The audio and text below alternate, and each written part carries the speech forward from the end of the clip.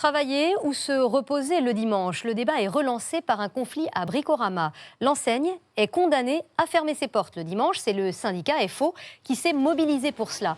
Mais certains salariés ne sont pas d'accord et ont d'ailleurs manifesté jeudi dernier pour réclamer le droit de travailler le dernier jour de la semaine. Sachez que 6,5 millions de salariés travaillent de façon occasionnelle ou régulière le dimanche. Alors, où en est-on sur ce sujet? Pour répondre à vos questions, un travailleur du dimanche, lui, Franck Hédard. Première question, Franck, que dit la loi sur le travail dominical? Tous les magasins, Nathalie, ont le droit d'ouvrir 5 dimanches par an, après autorisation du maire ou du préfet. Mais il existe des dérogations. Si les commerces se trouvent dans des puces, c'est-à-dire des périmètres à usage de consommation exceptionnelle, il en existe une trentaine à Paris, Lille, Aix ou Marseille par exemple. Si les commerces sont dans des zones touristiques, comme les Champs-Élysées, la butte Montmartre, il peut aussi s'agir d'une station balnéaire. Et enfin, les commerces alimentaires et les boulangeries ont le droit de rester ouverts également le dimanche, mais uniquement jusqu'à 13h. Deuxième question, que risquent les magasins qui ouvrent illégalement le dimanche? Une amende, si l'inspection du travail constate l'infraction, le magasin qui ne respecte pas le repos dominical de ses employés devra payer une contravention d'environ 1 500 € par salarié concerné. Un dispositif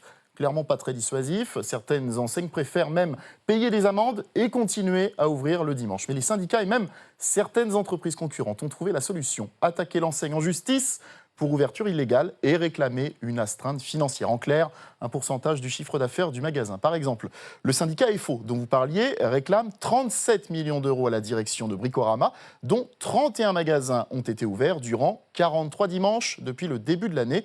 La justice se prononcera mi-décembre. Voilà, c'est l'affaire dont on parlait en ouverture.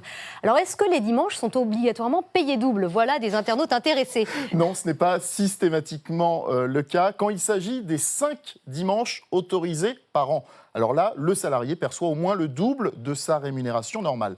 Dans les autres cas, l'employeur n'est pas obligé de majorer le salaire, sauf convention ou accord collectif. Et enfin, comme me l'indiquait maître Éric Rocheblave, spécialiste en droit du travail, seuls les salariés volontaires peuvent travailler le dimanche et ils doivent donner un accord écrit à leur employeur. Et puis refuser de travailler le dimanche n'est pas un motif de licenciement, sachez-le. Mais volontaires, nous le sommes pour travailler le dimanche. C'est pourquoi on se retrouvera demain, Franck. Merci pour ces informations. Alors, faut-il généraliser l'ouverture des magasins le dimanche? La question fait débat. Vous êtes très partagés. Le non l'emporte, mais très légèrement, avec 52% des voix contre 48% de oui. Déjà plus de 43 000 réponses. Et vous pouvez continuer à vous exprimer sur notre site m6actu.fr en partenariat avec MSN.